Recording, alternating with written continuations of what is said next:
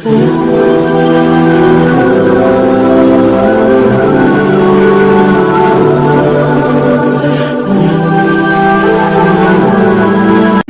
نوجوان تھا، حسین و جمیل تھا، اللہ نے حسن عطا کر رکھا تھا بڑا.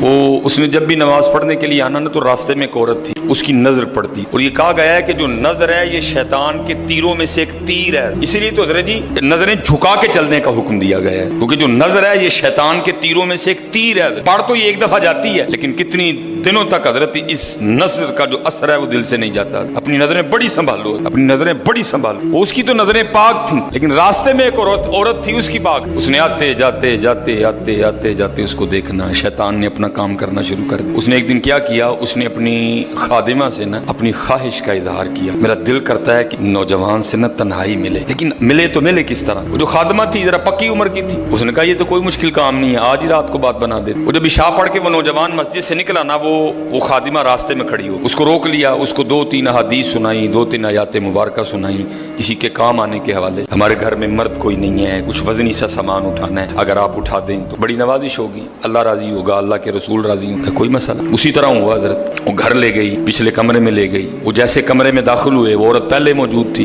اس نے جناب اندر سے چٹکنی لگا لی اور اس کے سامنے اپنی خواہش کا اظہار. جیسے میں نے کہا نا بڑا مشکل موقع تھا، لیکن وہ نوجوان ہماری طرح کا نوجوان نہیں تھا، وہ قرآن والا نوجوان تھا. اس کا تعلق قرآن سے مضبوط تھا. اس کو یہی آیت یاد آئی، وَلِمَنْ خَافَ مَقَامَ رَبِّهِ جَنَّتَانِ.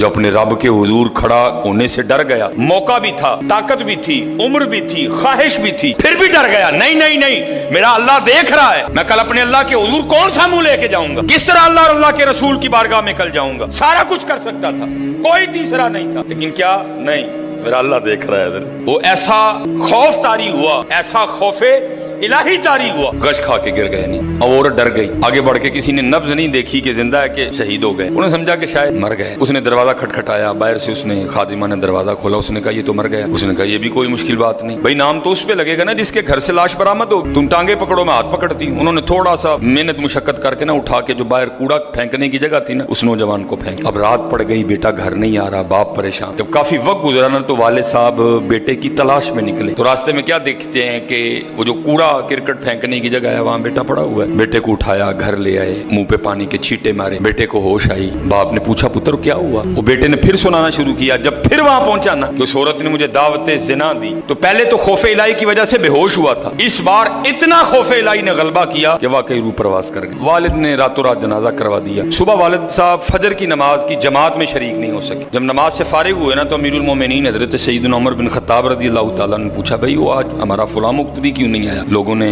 ساری بات سنائی.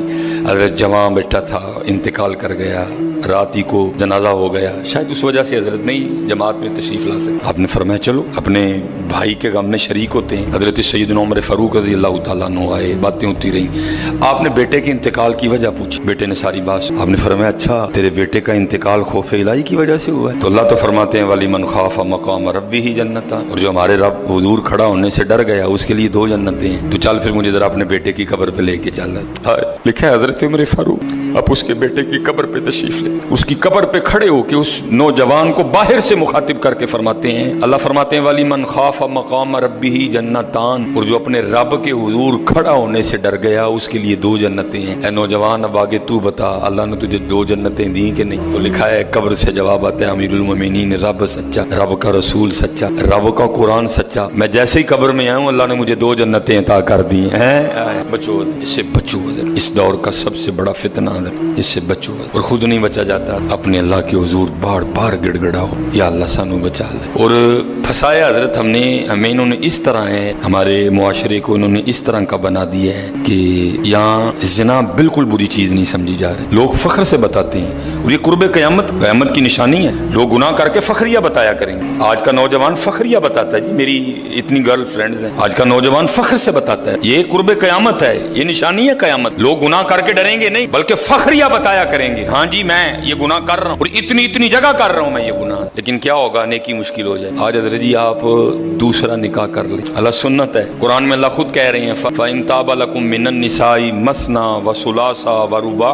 पहले की तो अल्लाह ने बात ही नहीं की, बात ही दूसरे से शुरू हो रही। मिनन निसाई मसना व सुलासा व रुबा, पहले की बात ही नहीं हुई, बात ही दूसरे से शुरू हो रही। जितनी मर्जी गर्लफ्रेंड रख लें, आपको कोई बुरा नहीं समझे, बल्कि लोग आपके जाने के बाद बड़ा खुश हो गए, यार बड़ा रंगीन मिजाज आदमी है।